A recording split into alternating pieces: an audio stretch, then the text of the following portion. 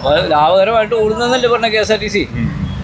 KSRTC ഇപ്പോൾ ഓടിക്കുന്നവരൊക്കെ പറഞ്ഞാൽ ലാഭകരമായിട്ട് ഓടിക്കുന്നു പറയുന്നത് അല്ലേ. അതിനവർക്ക് ഫ്രീ ആയിട്ട് യാത്ര ചെയ്യാൻ അത് അവർക്ക് സാമ്പത്തികമായിട്ടൊരു ഗുണം ചെയ്യുന്നില്ല.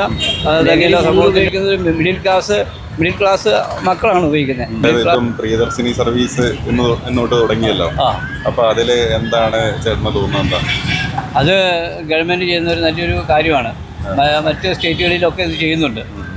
അതുകൊണ്ട് പിന്നെ വനിതകൾക്ക് അതാത് ഓരോരോ സ്ഥലങ്ങളിലേക്ക് എല്ലാ വണ്ടിയിലും സർവീസ് കൊടുക്കുക എന്നുള്ള ബുദ്ധിമുട്ടാണ്. അപ്പോൾ ഓരോ സ്ഥലങ്ങളിലേക്കും ഓരോ വണ്ടി സർവീസ് ചെയ്യുന്നത് നല്ലതാണ്. ആ ടൈമിൽ പിന്നെ വനിതകൾക്ക് ഫ്രീ ആയിട്ട് യാത്ര ചെയ്യാൻ അത് അവർക്ക് സാമ്പത്തികമായിട്ടൊരു ഗുണം ചെയ്യും. അത് തന്നെയല്ല സമൂഹത്തിൻ്റെ ഇടയിൽ അവർക്കൊരു വ്യക്തിത്വം ഉണ്ടല്ലോ. ആ ഗവൺമെൻറ് അവരെ ഒരു മാന്യമായ നിലയിൽ കാണുന്നു. ഗവൺമെൻറ് അവർക്ക് ഒരു ആനുകൂല്യങ്ങൾ കൊടുക്കുന്നു. അത് ഗവൺമെൻറ് ചെയ്യേണ്ട കാര്യം തന്നെയാണ്. അതിനോട് ഞാൻ അനുകൂലിക്കുന്നു. ഇപ്പോഴുള്ള ഗവൺമെൻറ് ഇതിനു മുൻപുള്ള ഗവൺമെൻറ് ചെയ്യാൻ മതി. മറ്റ് സ്റ്റേറ്റുകളിലൊക്കെ എല്ലാ ആനുകൂല്യങ്ങളും കൊടുക്കുന്നുണ്ട്. പിള്ളേർക്ക് അതിൻ്റേതായ സാമ്പത്തിക സൗകര്യങ്ങൾ ചെയ്തു കൊടുക്കുന്നുണ്ട്. വിദ്യാഭ്യാസത്തിന് ഫ്രീ വിദ്യാഭ്യാസ സൗകര്യങ്ങൾ ചെയ്തു കൊടുക്കുന്നുണ്ട്. ഇപ്പോൾ നമ്മുടെ ഈ കേരളത്തിൽ മാത്രമേ ഫ്രീ വിദ്യാഭ്യാസ സൗകര്യങ്ങളൊന്നും ഇല്ലാത്തേ അതുകൊണ്ട് നമ്മുടെ പിള്ളേർ മുഴുവനും മറ്റ് വിദേശ രാജ്യങ്ങളിൽ പോവുകയാണ്. അപ്പോൾ ഇവിടെയും ഫ്രീ വിദ്യാഭ്യാസ സൗകര്യം ഫ്രീ ആയിട്ട് തന്നെ ഇപ്പോൾ ഈ ഡോക്ടേഴ്സിനായാലും അതുപോലെ എഞ്ചിനീയേഴ്സിനാണെങ്കിലും അവർക്കെല്ലാം ഫ്രീ സർവീസ് കൊടുക്കേണ്ടതാണ്. വിദ്യാഭ്യാസ സൗകര്യങ്ങൾ ചെയ്തു കൊടുക്കേണ്ടതാണ് ഗവൺമെൻറ്. അത് ചെയ്തു കൊടുക്കണത് നല്ലത് തന്നെ. പിന്നെ ഇപ്പോൾ ആഭ്യന്തര വകുപ്പിൻ്റെ കീഴിലെ ഓപ്പറേഷൻ തൂഫാൻ എന്ന് പറഞ്ഞിട്ടൊരു അതെ, അത് തീർച്ചയായിട്ടും അത് പണ്ട് ചെയ്യേണ്ട കാര്യമാണ്. അത് പണ്ട് ചെയ്യേണ്ട കാര്യം തന്നെ. ഈ ഇവിടെയുള്ള മനുഷ്യർ മുഴുവൻ ഇങ്ങനെ പണ്ട് വിവേകാനന്ദൻ പറഞ്ഞ പോലെ ഇത് ഇവിടെയുള്ള മനുഷ്യർ മുഴുവൻ ഭ്രാന്തന്മാരാന്ന് പറഞ്ഞ പോലെ അവസ്ഥയിലേക്ക് പോവാണ്. മനസ്സിലായോ? കേരളത്തിലെ ഇപ്പോഴത്തെ തലമുറയെ രക്ഷപ്പെടുത്താൻ പറ്റുന്നൊരു സാഹചര്യമാണ്. അത് ഇതുപോലെയുള്ള ഈ ലഹരി പദാർത്ഥങ്ങൾ ഉപയോഗിക്കുക, അതിൽ നിന്ന് പിള്ളേരെ രക്ഷിച്ചെടുക്കുക എന്നുള്ളത് വളരെ പ്രധാനപ്പെട്ട കാര്യമാണ്. തന്നെയല്ല, ലഹരി കൂടുതൽ ഉപയോഗിക്കുന്നത് മിഡിൽ ക്ലാസ് മക്കളാണ് ഉപയോഗിക്കുന്നത്. മിഡിൽ ക്ലാസ്സിലുള്ള ആളുകൾ, അതിൽ താഴേക്കുള്ള ആളുകളാണ്. അവരുടെ ജീവൻ തന്നെ തീർന്നു പോകണം. അതുകൂടി അവർക്ക് നേരിട്ട് വിദ്യാഭ്യാസം കൈകാര്യം ചെയ്യാൻ പറ്റുന്നില്ല. അവർക്ക് വീട്ടിൽ ചെന്നാലും ഒരു കൺട്രോളിംഗ് ഇല്ലാത്ത അവസ്ഥ. അവർ ജീവൻ തന്നെ തീരുവാണ്. അതുകൊണ്ട് ഈ തുഫാൻ എന്ന് പറയുന്നത് അങ്ങനെ പ്രവൃത്തി അതൊരു നല്ല പരിപാടിയായിട്ട് ഞാൻ അംഗീകരിക്കുന്നത് കാണുന്നു. ഞാൻ അതിനോട് അനുകൂലം നിൽക്കുന്ന ആളാണ്. അതായത് ഇവിടെ ഈ സ്റ്റാൻഡിൽ തന്നെയാലും ഞാൻ എല്ലാവരോടും തന്നെ പറയാം, നിങ്ങൾ ഇത് ഉപയോഗിക്കരുത്. ഡാൻസ് പാരമ്പരാഗത അതുപോലെ മദ്യപാനം ഉപയോഗിക്കാൻ പാടില്ല. നിങ്ങളുടെ തലമുറയ്ക്കും അത് ക്ഷീണമായി തീരും. അടുത്ത തലമുറ ചില വികലാംഗനും വന്ധവത്തികളൊക്കെ ആയിട്ട് വരും നമ്മളിപ്പോഴിത് ഉപയോഗിച്ച് കഴിഞ്ഞാൽ. ഈ DNA ഇതെല്ലാം കലരും. അത് കലർന്ന് വരുമ്പോൾ അടുത്ത തലമുറയ്ക്ക് ഇത് അവരൊക്കെ മന്ദബുദ്ധികളായി തീരും, ബുദ്ധി ശൂന്യരായി തീരും. പിന്നെ ഈ അടുത്ത തലമുറ പിന്നെ ഉണ്ടായിന്ന് പറഞ്ഞിട്ടൊരു കാര്യമില്ല. എല്ലാവരും മാനസികമായിട്ട് വികലാംഗനായിരിക്കും. അത് അവസ്ഥയിലേക്ക് പോകുന്നത്. ഇപ്പോഴത്തെ ഈ തുഫാൻ നല്ല പരിപാടിയാണ്. അത് നല്ല സജീവമായിട്ട് നല്ല രീതിയിൽ സമൂഹം ഏറ്റെടുത്ത് പ്രവർത്തിക്കുന്ന ഏറ്റവും നന്നായിരിക്കും എന്നെനിക്ക് പറയാനുള്ളൂ. ഇപ്പോൾ ഈ ഇന്ദിരാ ഗ്യാരണ്ടിയുടെ ഭാഗമായിട്ട് ഇങ്ങനെ എന്താ സ്ത്രീകൾക്ക് സൗജന്യ യാത്ര അനുവദിക്കുമ്പോഴേ ഇപ്പോൾ KSRTCയിലെ ഡ്രൈവർമാരും തൊഴിലാളികളാണല്ലോ. അതെ.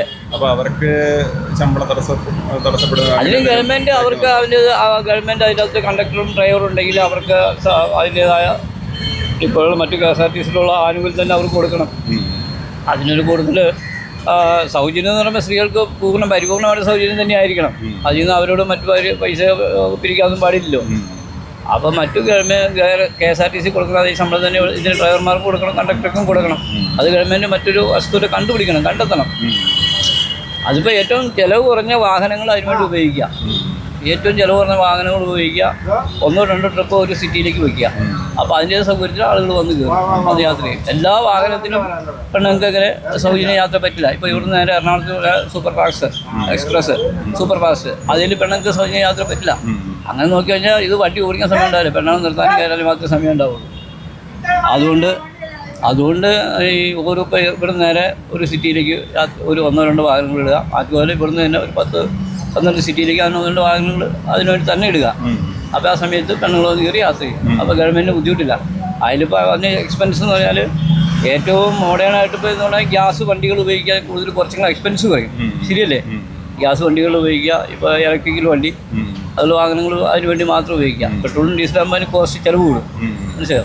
അപ്പോൾ ഗ്യാസ് വണ്ടിയൊക്കെ ആണെങ്കിൽ അല്ലെങ്കിൽ ഇലക്ട്രിക്കൽ വണ്ടിയാണെങ്കിൽ അതിന് കൂടുതൽ മെക്കാനിക്കൽ കാര്യങ്ങളൊന്നും വരുന്നില്ല. അപ്പോൾ ഈ ഇലക്ട്രിക്കൽ വണ്ടി കുറച്ച് കഴിഞ്ഞാൽ അത് കൂടുതൽ ഗവൺമെൻറ്റിന് ലാഭമായിരിക്കും. പിന്നെ രണ്ട് തൊഴിലാളികളുടെ സാലറി ഇല്ലുള്ളൂ.